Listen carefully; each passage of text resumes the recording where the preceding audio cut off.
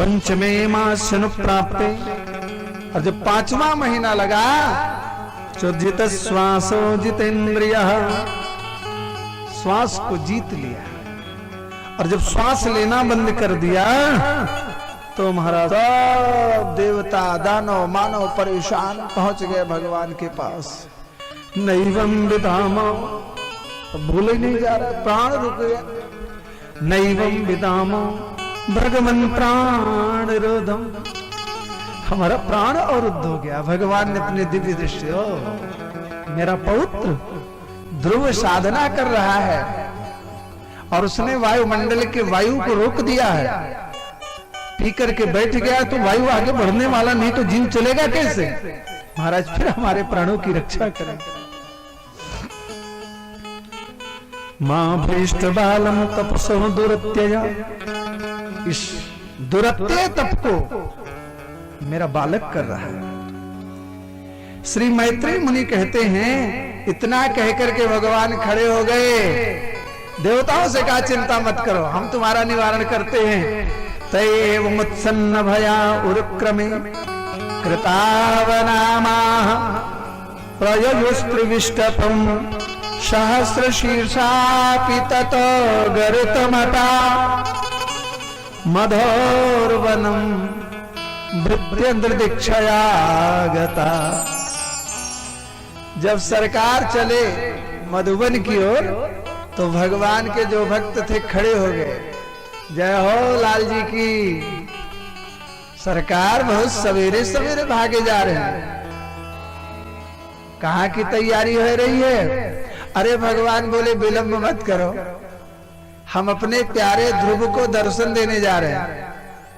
लोगों ने कहा कमाल महाराज, अभी तक तो भगत लोग दर्शन करने जाते थे, ये नियम उल्टा कब से हो गया? ये नियम कब से उलट गया? भगवान ने कहा भक्तों के आगे चलते ही नहीं है, इसीलिए तो नियम बदल रहा। समाधिना नैक, क्या जिसको बड़ी बड़ी समाधि आदि से भी बड़े बड़े साधक नहीं देख सकते, वही माता के उपदेश प्राप्ति और नारद जी की कृपा करुणा के कारण ध्रुव पर कृपा करने भगवान स्वयं बैकुंठ छोड़ करके श्री मधुबन जा रहे हैं। और जब पहुंचे हैं भगवान, क्या बताएं,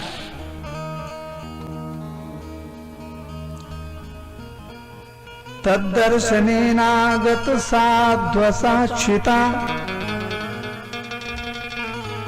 बबंदतांगम विनमय्य दंडवत दृग्भ्याम प्रपश्यन् प्रविवन्निवार्भकश्चुम्बन् निवासेन भुजेरिवाश्लिसन्।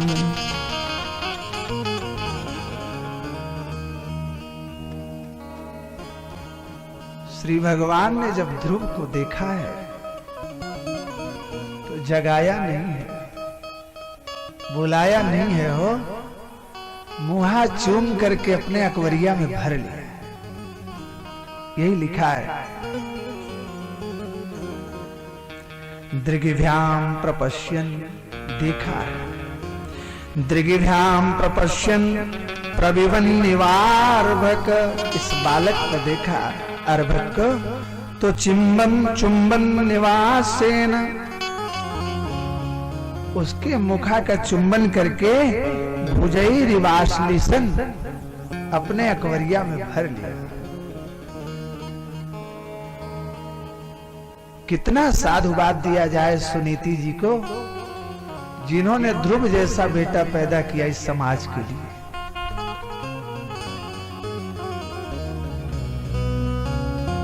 जितनी प्रशंसा किया जाए सुनीति की उतना कम। इतना कुछ हो गया लेकिन ध्रुव जी आंख नहीं खोल पाए। क्यों?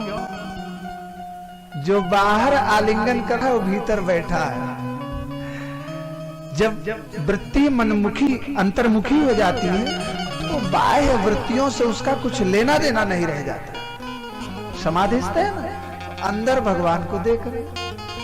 अब बाहर उनको कोई दीमक लग रहा है कि धूप लग रही है कि ठंडी पड़ रही, इसका अनुभव ही नहीं हो रहा है कि मुझे कोई पकड़ा है। भगवान सोचे आश्चर्य है, मैं इस बच्चे के पास खड़ा हूं, मुख चुंबन कर रहा हूं, आलिंगन कर रहा हूं, और ये मोरी ओर देख ही नहीं रहा है। भगवान समझ गए। फिर तो क्या किया, कृतांजलिम ब्रह्ममयेन कंबुना। श्री भगवान ने अपने, यहां कृतांजलि शब्द का भाव है कि अपने भक्त को कृतार्थ करने के लिए अपनी अंजलि से शंख उठाया, एक हाथ से नहीं उठाया। ध्रुव पर एक हाथ की कृपा नहीं है। कृतांजलिम ब्रह्म, ब्रह्म ने कृतमस्त अंजलि होकर के, कृतांजलि होकर के भक्त के ऊपर कृत अंजलि करके दोनों हाथ की कृपा करने के लिए श्री सरकार ने दोनों हाथों से शंख उठाया। पराशर नंदन व्यास को कोटिशा प्रणाम है, जिन्होंने इतना प्यारे शब्दों का चयन किया। क्या बताएं, कृतांजलिम ब्रह्ममयेन कंबुना। ऐसे काम नहीं चलेगा। अब इसके अंदर की झांकी मैं खींचूंगा और इसके कपोल पर अपना पांचजन्य लगाऊंगा, और भगवान ने पांचजन्य उठा करके ब्रह्ममयेन कंबुना पस्पर्श बालम, कृपया कपोले, जैसे ध्रुव जी के कपोलवा पे संख्या लगाया, जागे जित देखो तित श्याम मई है। अंदर फूटा घट जल जल ही समाना,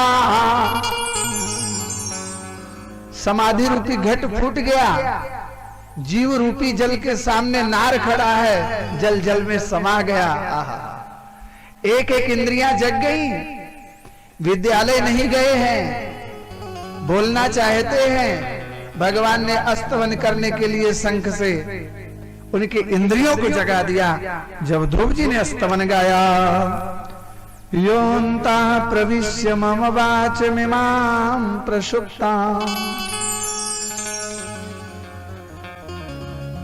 योन्ता प्रविश्य मम वाचमिमां प्रसुप्तां, इमाम इंद्रियानाम प्रसुप्ताम वाचाम अलंकृताम। ये शब्द का भाव, हमारी सोई हुई इंद्रियों को जिन्होंने जगा दिया। स्पर्श बालम, कृपया कपोले, कपोल पर लगा करके जला दिया।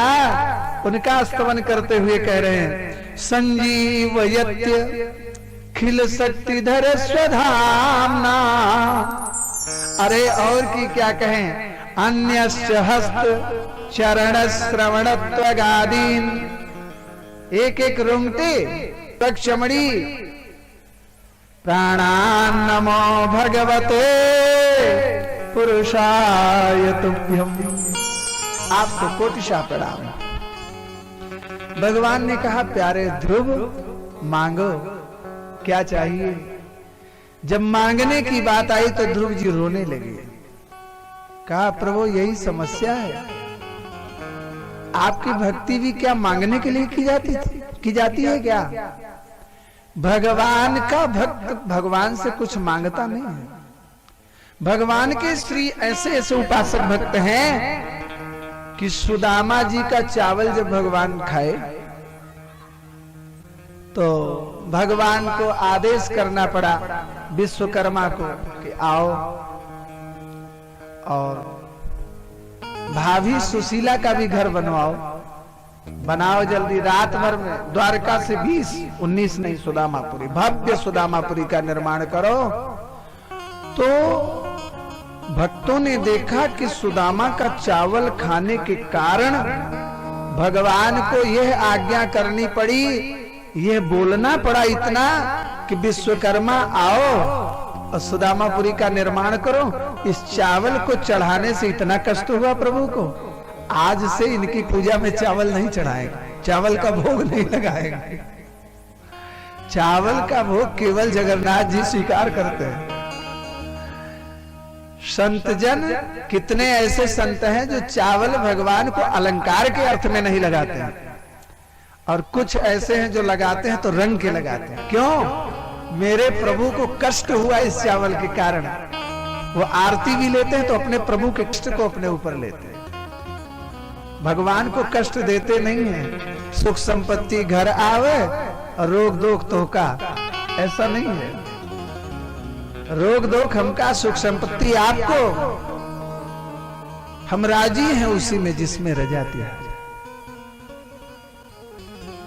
जिन नाजुक ख्यालियों को जिस नक्ज व नफाजत के साथ पेशे नजर किया गया, उसकी नजीर नूर नैयर की तरह न तमशीर न तशव्वर न मुमकिन है। न दौलत दे ऐ मेरे प्यारे, न दौलत दे न मनसब दे, नजर दे तुझे देखा करूं हर, नजर दे तुझे देखा करूं हर। क्या करना? एक एक रोंगटे ध्रुव के प्रसन्न हो गए, खिलखिला कर अस्तमन गाया कि मांगो का यही तो धर्म संकट है। प्रभु आप कहते हो मांगो, तो मैं एक ही बात मांगता हूं आपसे। क्या? अगर मेरे मन में कुछ मांगने का भाव भी हो तो वो नष्ट हो जाए। मैं आपसे कुछ मांगता नहीं हूं। भागवत जी में बड़े विलक्षण विलक्षण भक्त हैं। कई ऐसे भक्त हैं जो भगवान से कुछ नहीं चाहते हैं, जिसमें एक ध्रुव जी भी है, प्रहलाद जी का भी यही है, पितामह भीष्म का भी यही है, कुछ चाहते नहीं है। कुछ ऐसे भक्त हैं कुछ देना चाहते हैं लेकिन लेना नहीं चाहते हैं। पितामह भीष्म देना चाहते हैं, क्या? बुद्धि को देना चाहते हैं, चरणों में लगाना। देने वाले भक्त हैं, ये लेने वाले भक्त हैं। और कुछ ऐसे भक्त हैं जो लेना नहीं चाहते, देना भी नहीं चाहते। तो चाहते हैं कहाँ चाहते हैं? वो क्या चाहते हैं? वो भगवान के लिए रोना चाहते हैं, तड़पना चाहते हैं। चाहते कुछ नहीं है, उनकी याद में विलखना चाहते हैं, रोना चाहते हैं।